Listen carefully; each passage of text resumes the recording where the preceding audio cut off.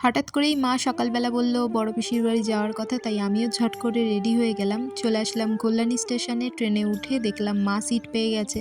তার কিছুক্ষণ পরেই আমিও একটা সিট পেয়ে যাই এবং বসে পড়ি, এবং আমার পাশে থাকে একটা পুচকু যে আমার ব্যাগটা ধরে টেনে টেনে খেলছিল। চলে আসলাম আমরা চাকদায়। চাকদায় এসে আগে পিসেমশাইয়ের জন্য মিষ্টি তো নিতেই হবে, তাই নিয়ে নিয়েছিলাম মিষ্টি, কারণ আমার পিসেমশাই মিষ্টি খেতে খুবই ভালোবাসে। আর চলে আসলাম পিসি বাড়িতে। এসেই দেখতে পাচ্ছি পিসেমশাই বিচুলি গাছে গরুকে খাবার দেওয়ার জন্য। আর এটা কিন্তু আপেল গাছ।